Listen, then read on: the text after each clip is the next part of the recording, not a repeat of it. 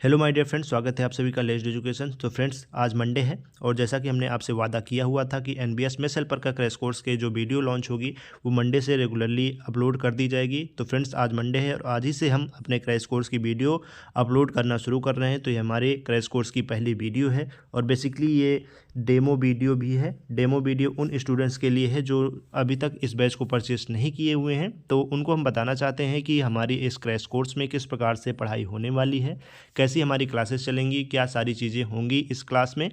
तो इस demo video के माध्यम से हम उन सभी स्टूडेंट्स को भी बताना चाहते हैं जो कि एनबीएस मेस हेल्पर की तैयारी कर रहे हैं। तो फ्रेंड्स, ये डेमो वीडियो है, लेकिन मैं आपको एक बात क्लियर कर दूं कि केवल यही वीडियो डेमो वीडियो होने वाली है। इसके बाद कोई भी वीडियो डेमो के रूप में नहीं आएगी। सारी जो वीडियो होंगी इस क्रैश कोर्स में वो हमारे व्हाट्सएप चैनल पर लिंक प्रोवाइड की जाएंगी जिन्होंने इस बैच को परचेज़ किया हुआ है। तो फ्रेंड्स, अगर आप भी इस क्रैश कोर्स की वीडियो रेगुलरली देखना चाहते हैं तो हमारे क्रैश कोर्स को परचेज़ कर लीजिए।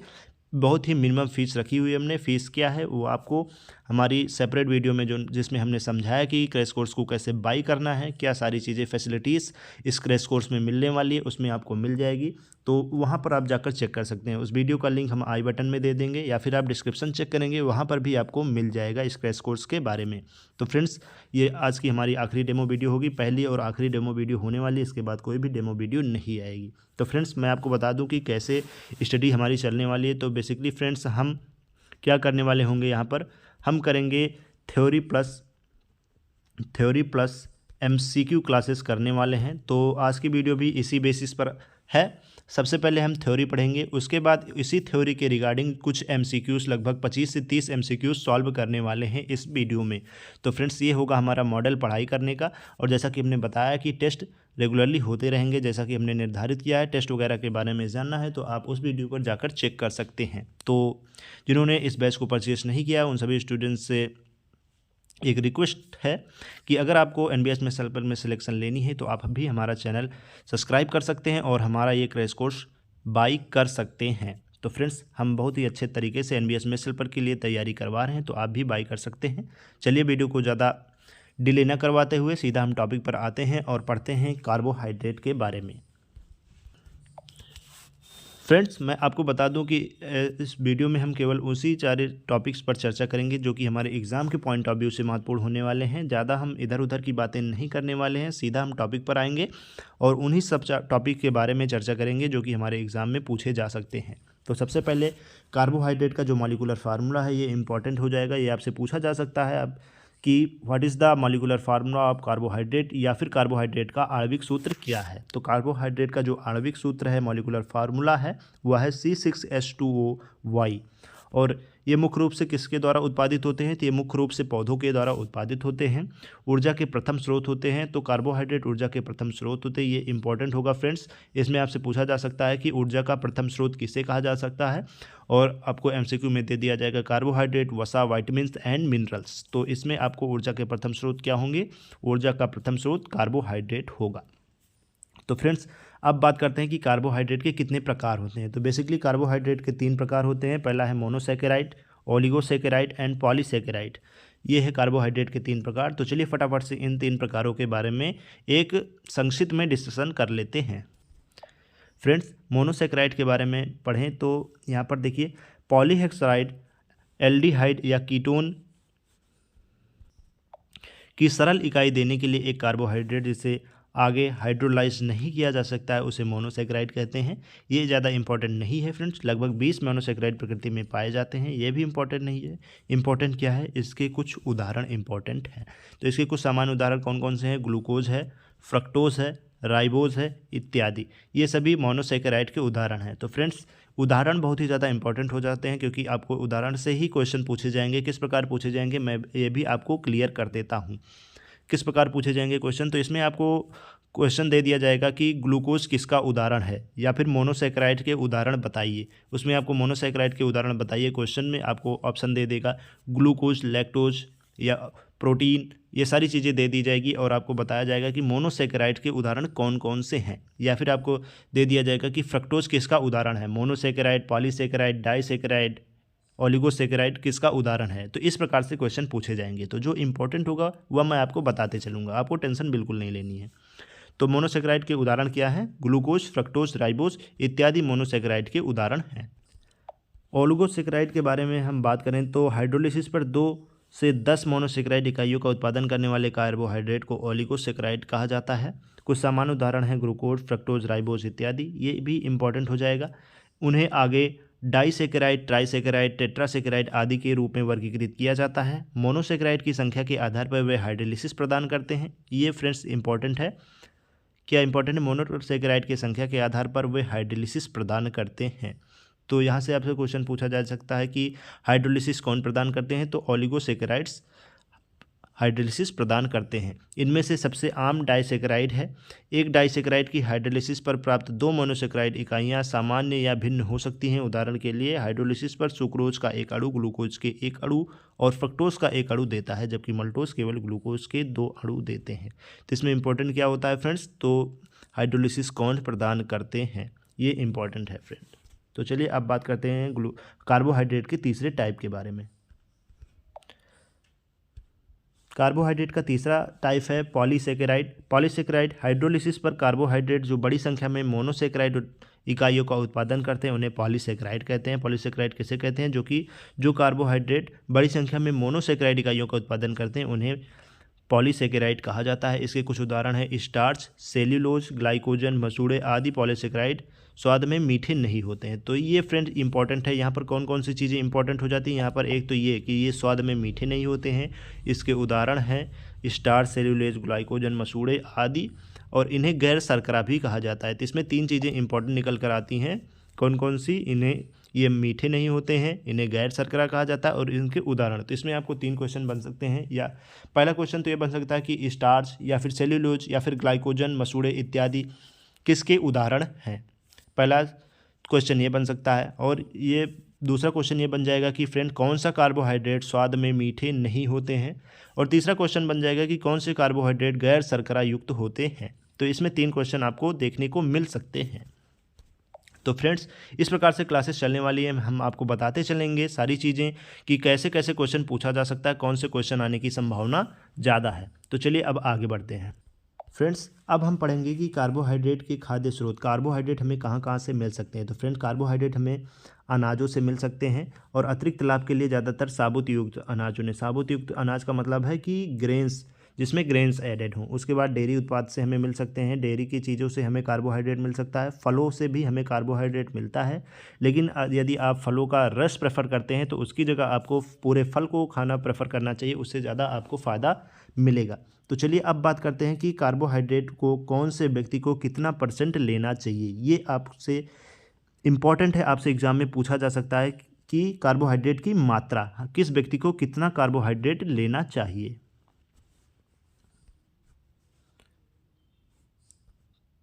तो फ्रेंड्स यहाँ पर सबसे पहले है आसीन व्यक्ति। आसीन व्यक्ति का क्या मतलब है? आसीन व्यक्ति का मतलब ये होता है फ्रेंड्स, जो व्यक्ति ना तो ज़्यादा व्यायाम करे और ना ही एथलीट हो। एथलीट का मतलब है, एथलीट वो होते हैं जो बहुत ही ज़्यादा दौड़ते भागते हैं, उनको कार्बोहाइड्रेट की आवश्यकता ज़्यादा होती है। कार्बोहाइड्रेट उन्हें ज़्यादा मात्रा में चाहिए होता है। आसीन व्यक्ति वो होता है जो ज़्यादा ना तो कसरत करे, ना ही इधर उधर ज़्यादा कसरत दौड़ भाग करे, एथलीट ना हो। तो उनके लिए क्या होना चाहिए कि कुल कैलोरी का, यानी कि दिन भर में आप जितना खाते हैं उसका 40 से 50% कार्बोहाइड्रेट होना चाहिए। कुल कैलोरी का कितना होना चाहिए? 40 से 50% कार्बोहाइड्रेट होना चाहिए कुल कैलोरी का। उसके बाद नियमित रूप से व्यायाम करने वाले व्यक्ति के लिए, जो व्यक्ति रोज़ाना व्यायाम करता है उसको कितना कार्बोहाइड्रेट लेना चाहिए? तो उसको 60% कार्बोहाइड्रेट लेनी चाहिए। कितना % लेनी चाहिए? 60% कार्बोहाइड्रेट उसको लेना चाहिए। और उसके बाद एथलीट को फ्रेंड्स सबसे ज़्यादा कार्बोहाइड्रेट की ज़रूरत होती है। तो एथलीट को, क्योंकि वो मेहनत बहुत करता है तो इसलिए उसको कार्बोहाइड्रेट की ज़्यादा ज़रूरत होती है। तो एथलीट को कितना % कार्बोहाइड्रेट होना चाहिए? तो उसकी कुल कैलोरी के अनुसार 70% कार्बोहाइड्रेट लेना आवश्यक होता है। शरीर के वजन के हिसाब से, यदि आपका शरीर का वजन जितना भी हो पाउंड में आप मापिए, और उससे 3 से 3.5 से या 4.5 ग्राम कार्बोहाइड्रेट शरीर के वजन के हिसाब से आपको लेना चाहिए। तो ये हो गई कि कौन से व्यक्ति को कितनी मात्रा में कार्बोहाइड्रेट लेना चाहिए। ये इंपॉर्टेंट क्वेश्चन है फ्रेंड्स, आप इसको ध्यान में रखिए, आपसे एग्जाम में ज़रूर से ज़रूर पूछा जा सकता है। चलिए अब बात करते हैं कि कार्बोहाइड्रेट की कमी हो जाए हमारे शरीर में तो उससे हमें क्या क्या नुकसान देखने को मिल सकते हैं। तो फ्रेंड्स, कार्बोहाइड्रेट की कमी से, लैक ऑफ कार्बोहाइड्रेट से हमें कौन कौन से रोग हो सकते हैं? तो कार्बोहाइड्रेट की कमी से सबसे पहला जो रोग होता है फ्रेंड्स, वो होता है हाइपोग्लिसीमिया रोग हो जाता है। हाइपोग्लिसीमिया रोग हो सकता है कार्बोहाइड्रेट की कमी से, जिसको क्या कहते हैं? निम्न रक्त शर्करा कहते हैं। जिसे क्या कहा जाता है? निम्न रक्त शर्करा कहा जाता है, या फिर उसको और कीटोसिस रोग भी हो सकता है। तो ये 2 रोग हो सकते हैं कार्बोहाइड्रेट की कमी से। इससे भी आपसे क्वेश्चन पूछा जा सकता है कि कीटोसिस रोग किस चीज़ की कमी से होता है, या फिर हाइपोग्लिसीमिया रोग किस चीज़ की कमी से होता है। तो ये क्वेश्चन भी आपसे पूछा जा सकता है। और कार्बोहाइड्रेट से सहन शक्ति भी कम हो जाती है। तो ये 2 चीज़ें हमारे शरीर में कार्बोहाइड्रेट की डिफिशियंसी के कारण हो सकती है। देखते हैं कि कार्बोहाइड्रेट अगर हमारे शरीर में ज़्यादा हो जाए तो उससे क्या क्या हमारे शरीर में दुष्प्रभाव देखने को मिल सकते हैं। तो फ्रेंड्स, कार्बोहाइड्रेट की अधिकता से हमें हमारा भार जो है वो बढ़ जाएगा, भार अत्यधिक बढ़ जाएगा, और मधुमेह भी हो सकता है।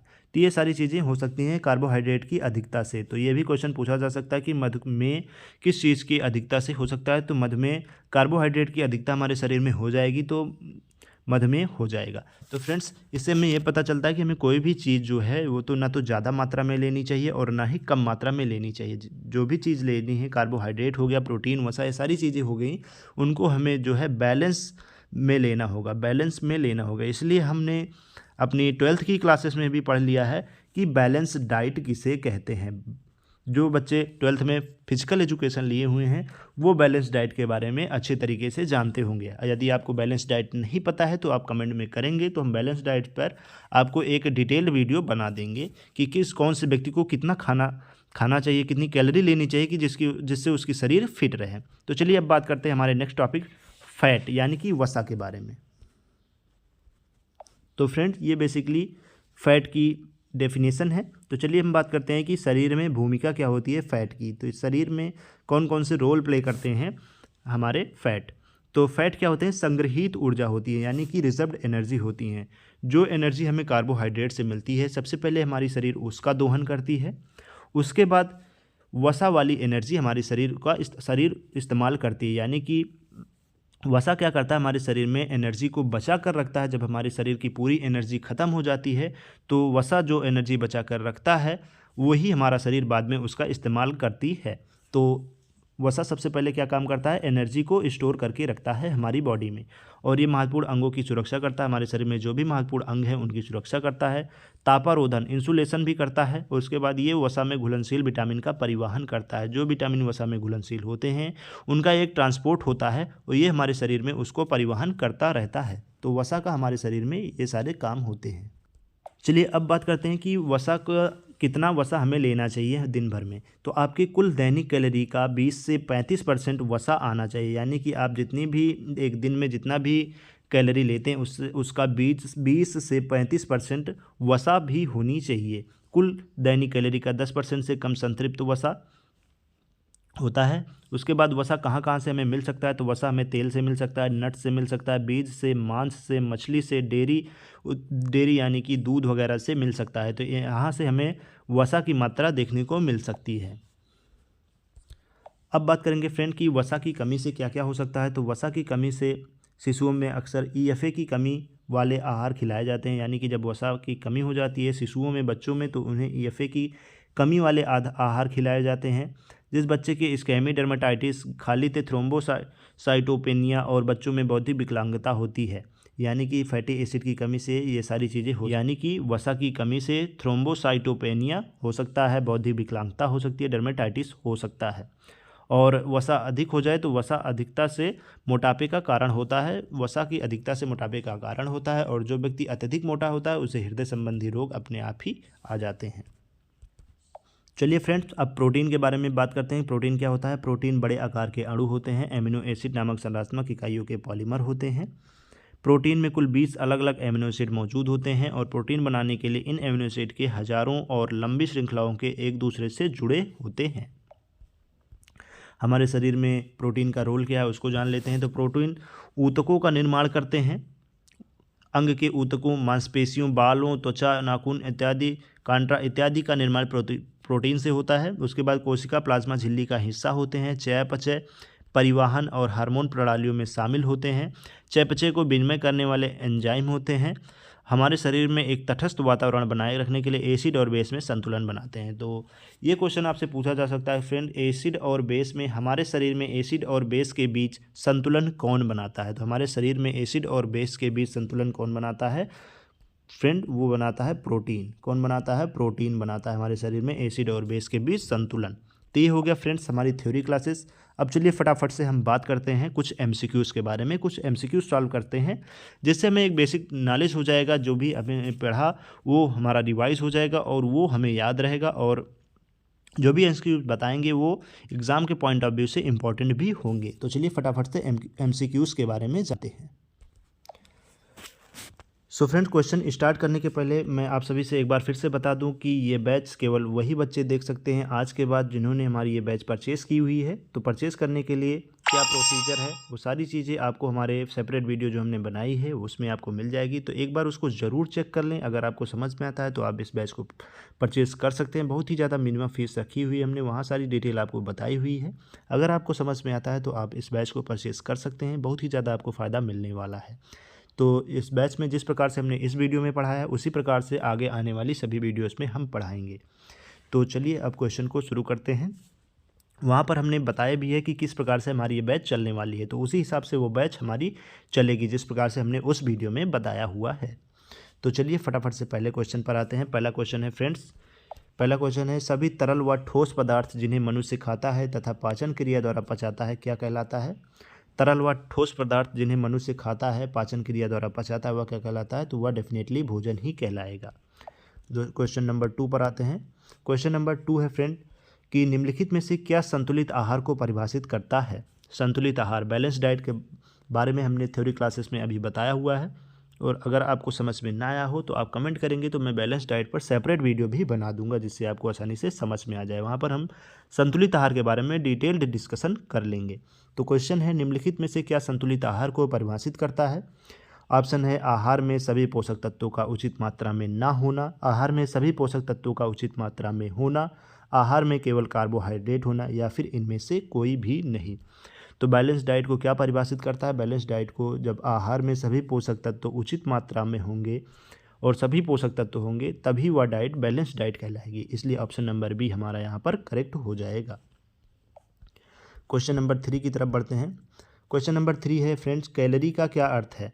कैलोरी का अर्थ है तक बढ़ा सकती है डॉट डॉट, क्या तक बढ़ा सकती है। तो ऑप्शन नंबर है पानी की वह मात्रा जो हम पीते हैं उसको बढ़ा सकती है, ऊष्मा की वह मात्रा जो 1 ग्राम पानी का तापमान 1 डिग्री सेल्सियस हो उसको बढ़ा सकती है, या ऊष्मा की वह मात्रा जिससे वसा कम हो उसको बढ़ा सकती है, या फिर इनमें से कोई नहीं। तो कैलोरी का अर्थ है फ्रेंड ऊष्मा की वह मात्रा जो 1 ग्राम पानी का तापमान 1 डिग्री सेल्सियस है उसको तक बढ़ा सकती है, उसको कैलोरी कहते हैं। क्वेश्चन नंबर 4 है फ्रेंड, निम्न में से किस में सर्वाधिक कैलोरी की मात्रा पाई जाती है। सर्वाधिक कैलोरी की मात्रा किस में पाई जाती है। दूध में, सेब में, मक्खन में, या फिर चीनी में। तो सर्वाधिक कैलोरी किस में पाई जाती है। सर्वाधिक कैलोरी ऑप्शन नंबर सी मक्खन में पाई जाती है। किस में पाई जाती है। मक्खन में पाई जाती है सर्वाधिक कैलोरी की मात्रा। क्वेश्चन नंबर 5 है फ्रेंड, कठोर शारीरिक श्रम करने वाले व्यक्ति के लिए आवश्यक कैलोरी की मात्रा है। आवश्यक कैलोरी की मात्रा क्या होती है। एक तो होता है सामान्य व्यक्ति के लिए, सामान्य व्यक्ति के लिए। दूसरा होता है कि जो बहुत ही ज़्यादा शारीरिक श्रम करे, कठोर शारीरिक श्रम करे, उसके लिए कितनी कैलोरी होनी चाहिए। 1500 से 200, 3500 से 3000, 2500 से 3000, या फिर इनमें से कोई नहीं। तो जो व्यक्ति कठोर परिश्रम करता है उनके लिए 3500 से 3000 कैलोरी की मात्रा होनी चाहिए। इतनी उसको कैलोरी लेनी चाहिए जिससे उसका शरीर फिट रहेगा। क्वेश्चन नंबर 6 है फ्रेंड, क्वेश्चन नंबर 6 है एक सामान्य वयस्क व्यक्ति को एक दिन में कितनी कैलोरी लेनी चाहिए। अभी हमने बताया कि उस व्यक्ति को जो कठोर मात्रा में परिश्रम करता है उसको कितनी कैलोरी लेनी चाहिए, 3500 से 3000। अब यहाँ पर क्वेश्चन है सामान्य वयस्क व्यक्ति को कितनी कैलोरी लेनी चाहिए। यहाँ पर फ्रेंड देखिए हमने सारी चीज़ें कवर की हुई है क्वेश्चन में कि सामान्य व्यक्ति को, कठोर परिश्रम करने वाले व्यक्ति को, और जितने भी इंपॉर्टेंट फैक्टर हैं। तो ये इस प्रकार से हमारी क्लास चलने वाली होगी। इसीलिए मैं बोल रहा हूँ कि ये बैच आपको ज़रूर परचेज़ करनी चाहिए। बाकी आपका मन है, आप चाहें तो कर सकते हैं या फिर नहीं कर सकते हैं। क्वेश्चन नंबर 6 है एक सामान्य वयस्क व्यक्ति को एक दिन में कितने कैलोरी की मात्रा लेनी चाहिए। तो एक सामान्य वयस्क व्यक्ति को 1000 लेनी चाहिए, 2000, 3000, या फिर 5000 लेनी चाहिए। तो सामान्य वयस्क व्यक्ति को 3000 कैलोरी की मात्रा लेनी चाहिए। क्वेश्चन नंबर 7 है फ्रेंड, भोजन में उपस्थित विभिन्न पोषक तत्वों का शारीरिक क्रियाओं के लिए उपयोग क्या कहलाता है। भोजन में उपस्थित विभिन्न पोषक तत्वों का शारीरिक क्रियाओं के लिए उपयोग क्या कहलाता है? पोषण कहलाता है, पोषक तत्व कहलाता है, खाद्य असहनशीलता कहलाता है, या फिर अल्पाहार कहलाता है? तो क्या कहलाता है? भोजन में उपस्थित विभिन्न पोषक तत्वों का शारीरिक क्रियाओं के लिए उपयोग क्या कहलाता है? पोषण कहलाता है। जब पोषक तत्व होंगे उनका हम अपने शारीरिक क्रियाओं के लिए उपयोग करेंगे तो क्या कहलाएगा? पोषण कहलाएगा। पोषक तत्व नहीं कहलाएगा फ्रेंड, क्या कहलाएगा? पोषण कहलाएगा। क्वेश्चन नंबर 8 की तरफ बढ़ते हैं। क्वेश्चन नंबर 8 है फ्रेंड, निम्न में से कौन सा एक भोजन का बृहद पोषक तत्व नहीं है? बृहद पोषक तत्व कौन सा नहीं है? प्रोटीन नहीं है, कार्बोहाइड्रेट नहीं है, खनिज नहीं है, या फिर इनमें से कोई भी नहीं। तो खनिज जो होगा फ्रेंड वो भोजन का बृहद पोषक तत्व नहीं है। क्वेश्चन नंबर 9 की तरफ बढ़ेंगे। क्वेश्चन नंबर 9 है, निम्न में से कौन सा साधारण कार्बोहाइड्रेट का उदाहरण है? साधारण कार्बोहाइड्रेट का उदाहरण ग्लूकोज, सुक्रोज, लैक्टोज या फिर उपरोक्त सभी। तो यहाँ पर जो हमारा ऑप्शन होगा, राइट ऑप्शन हुआ होगा ऑप्शन नंबर डी। ये हमने बताया थ्योरी क्लासेस में। साधारण कार्बोहाइड्रेट का जो उदाहरण है ग्लूकोज होगा, सुक्रोज होगा, लैक्टोज होगा, ये सारी चीज़ें एक साधारण कार्बोहाइड्रेट के उदाहरण होंगे। क्वेश्चन नंबर 10 की तरफ बढ़ेंगे। क्वेश्चन नंबर 10 है, निम्न में से कौन सा जटिल कार्बोहाइड्रेट का उदाहरण है? जटिल कार्बोहाइड्रेट के उदाहरण कौन से हैं? लैक्टोज है, सलगम है, गाजर है, या फिर इनमें से कोई नहीं। तो जटिल कार्बोहाइड्रेट का जो उदाहरण है फ्रेंड सलगम है। जटिल कार्बोहाइड्रेट का उदाहरण कौन सा है? सलगम। क्वेश्चन नंबर 11 है, निम्न में से क्या प्रोटीन का कार्य नहीं है? प्रोटीन का कार्य क्या नहीं है? ऊतकों की मरम्मत, अभी हमने पढ़ाया है थ्योरी क्लासेस में। तो देखिए इस प्रकार से क्लासेस चलने वाली, थ्योरी और उसके बेसिस पर एमसीक्यूज। तो प्रोटीन का कार्य क्या नहीं है? ऊतकों की मरम्मत नहीं है, मांसपेशियों का निर्माण नहीं है, हार्मोन्स का उत्पादन नहीं है, या फिर इनमें से कोई भी नहीं। तो फ्रेंड इसमें प्रोटीन का कार्य क्या नहीं है? तो इसमें हार्मोन्स का उत्पादन करना प्रोटीन का कार्य नहीं है। हमने थ्योरी क्लासेस में आपको बताया हुआ था कि प्रोटीन ऊतकों का निर्माण करता है, मांसपेशियों का भी निर्माण प्रोटीन करता है। तो हार्मोन्स का उत्पादन करना प्रोटीन का कार्य नहीं है। क्वेश्चन नंबर 12 है हमारा फ्रेंड। क्वेश्चन नंबर 12 है, निम्न में से किस पोषक तत्व को बॉडी बिल्डिंग पोषक तत्व भी कहा जाता है? बॉडी बिल्डिंग पोषक तत्व किसे कहा जाता है? विटामिन को कहा जाता है, प्रोटीन को कहा जाता है, कार्बोहाइड्रेट या फिर खनिज को कहा जाता है? बॉडी बिल्डिंग पोषक तत्व किसे कहा जाता है फ्रेंड? बॉडी बिल्डिंग पोषक तत्व प्रोटीन को कहा जाता है। क्वेश्चन नंबर 13 की तरफ बढ़ेंगे। क्वेश्चन नंबर 13 है, वे पोषक तत्व जो व्यक्ति के आहार में अधिक मात्रा के लिए जाते हैं वो क्या कहलाते हैं? व्यक्ति के आहार में अधिक मात्रा के लिए जाने वाले पोषक तत्वों को क्या कहा जाता है फ्रेंड? तो यहाँ पर ऑप्शन है सूक्ष्म पोषक तत्व, बृहद पोषक तत्व, ए या बी दोनों, इनमें से कोई नहीं। व्यक्ति के आहार में अधिक मात्रा में जाने वाले पोषक तत्वों को क्या कहते हैं? बृहद पोषक तत्व। क्या कहते हैं फ्रेंड? बृहद पोषक तत्व। अधिक मात्रा से उससे ही आप अंदाजा ला सकते हैं कि बृहद और अधिक, बृहद और अधिक। फ्रेंड्स अब आगे बढ़ते हैं क्वेश्चन नंबर 14 पर। क्वेश्चन नंबर 14 है हमारा, निम्नलिखित में से क्या हड्डियों और तथा दांतों के निर्माण के लिए सुरक्षा के लिए आवश्यक है? हड्डियों तथा दांतों के निर्माण तथा सुरक्षा के लिए कौन सी चीज़ आवश्यक है फ्रेंड? तो ये सब आप तो जानते होंगे कि उसको क्या कहते हैं? वसा कहते हैं, कैल्शियम कहते हैं, प्रोटीन, या फिर इनमें से कोई नहीं। तो हड्डियों के निर्माण के लिए जो आवश्यक है उसको कैल्शियम कहते हैं। क्वेश्चन नंबर 15 है, निम्न में से कौन सा एक संतृप्त वसा का स्रोत नहीं है? किसका? संतृप्त वसा का स्रोत नहीं है। निम्न में से कौन सा? पनीर नहीं है, तिल नहीं है, सरसों, या फिर इनमें से कोई भी नहीं। तो संतृप्त वसा का स्रोत कौन सा नहीं है? संतृप्त वसा का स्रोत पनीर नहीं है। नेक्स्ट क्वेश्चन की तरफ बढ़ते हैं। क्वेश्चन नंबर 16 है हमारा, निम्न में से कौन सा एक असंतृप्त वसा का स्रोत है? असंतृप्त वसा का स्रोत कौन सा है? तो मूंगफली, सरसों, तिल, या फिर उपरोक्त सभी। तो इसका जो राइट ऑप्शन होगा फ्रेंड वो होगा मूंगफली, सरसों, तिल, यानी कि उपरोक्त सभी। असंतृप्त वसा के स्रोत ये तीनों हैं, मूंगफली, सरसों, तिल, सारी चीज़ें असंतृप्त वसा के स्रोत हैं। फ्रेंड यहाँ पर हमसे एक गलती हो गई है। यहाँ पर क्वेश्चन पूछा था निम्न में से कौन सा एक संतृप्त वसा का स्रोत है, और हमने पढ़ दिया था कि वो संतृप्त वसा का स्रोत नहीं है। तो यहाँ पर हमसे गलती हो गई फ्रेंड। तो असंतृप्त वसा का स्रोत, संतृप्त वसा का जो स्रोत है वो पनीर होता है फ्रेंड्स। तो हमने आगे जब ये हम असंतृप्त वसा पर पहुँचे तभी हमको याद आया कि पनीर तो संतृप्त वसा का स्रोत है, तो वहाँ पर हमने नहीं पढ़ा था, इसलिए हम आपको दोबारा से करवा रहे हैं। इसके लिए हम आपको सॉरी बोलते हैं। तो संतृप्त वसा का स्रोत पनीर होता है। चलिए क्वेश्चन नंबर 17 पर पढ़ते हैं। क्वेश्चन नंबर 17 है फ्रेंड, निम्न में से क्या शरीर के तापमान को नियमित तथा कोमल अंगों को सुरक्षा प्रदान करता है? शरीर के तापमान को नियमित करता है तथा शरीर के कोमल अंगों को सुरक्षा कौन प्रदान करता है? तो ये भी हमने थ्योरी क्लासेस में अभी बताई हुई है आपको कि वसा जो है हमारे शरीर के अंगों को सुरक्षा प्रदान करता है। तो वसा हमारे शरीर को तापमान को नियमित करता है, रिजर्व्ड एनर्जी के रूप में रहता है और हमारे शरीर के अंगों को उसको सुरक्षा प्रदान करता है। क्वेश्चन नंबर 18 है, निम्न में से कौन सा पोषक तत्व एंटीबॉडीज उत्पन्न करता है? एंटीबॉडीज उत्पन्न कौन सा पोषक तत्व करता है फ्रेंड?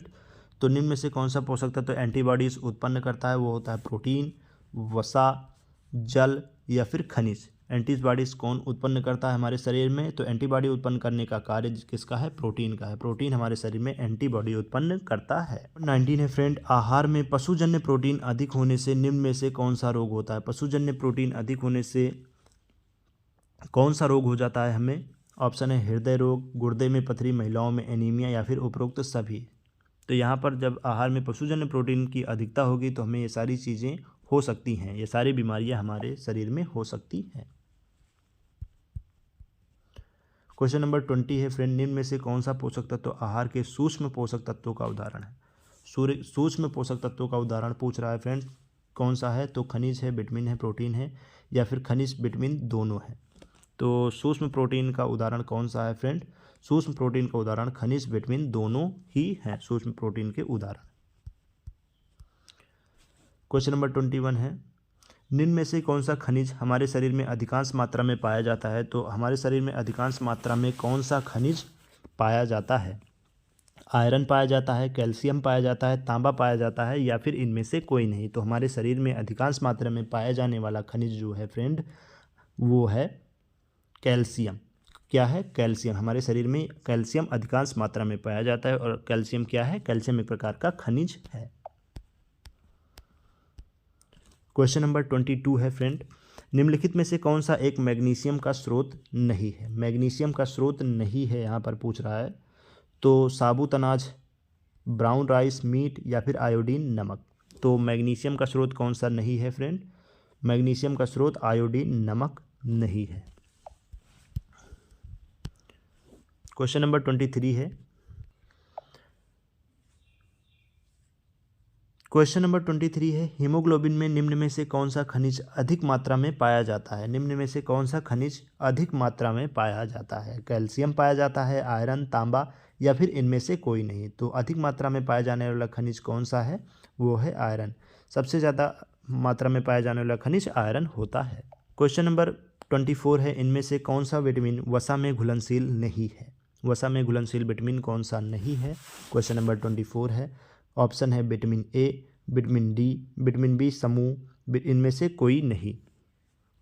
तो कौन सा विटामिन वसा में घुलनशील नहीं होता है? तो यहाँ पर फ्रेंड जो हमारा राइट ऑप्शन होगा वह होगा विटामिन बी समूह। विटामिन बी समूह वसा में घुलनशील विटामिन नहीं होता है। क्वेश्चन नंबर 25 है, निम्नलिखित में से कौन सा विटामिन डी का एक स्रोत है? विटामिन डी का स्रोत पूछ रहा है, तो ये सभी आपको पता ही होंगे कि विटामिन डी का स्रोत क्या है। सूर्य की रोशनी, दूध, मछली, उपरोक्त सभी। तो यहाँ पर विटामिन डी का एक स्रोत है। सारी चीज़ें विटामिन डी के स्रोत हैं। सूर्य की रोशनी भी विटामिन डी के स्रोत हैं, दूध और मछली भी विटामिन डी के स्रोत हैं। तो यहाँ पर ऑप्शन नंबर डी करेक्ट हो जाएगा। क्वेश्चन नंबर 26 की तरफ बढ़ते हैं फ्रेंड। तो हमारा क्वेश्चन नंबर 26 है, निम्न में से कौन सा विटामिन आँख, नाक और मुंह को स्वस्थ रखने हेतु आवश्यक है? कौन सा विटामिन आँख, नाक और मुंह को स्वस्थ रखते हैं? तो ऑप्शन है vitamin D, vitamin A, vitamin B2 या फिर इनमें से कोई भी नहीं। तो आँख, नाक और मुंह को स्वस्थ रखने का कार्य कौन सा विटामिन करता है? वो होगा option number C, vitamin B2। That's why option number C is our right answer. Question number 27 की तरफ बढ़ते हैं।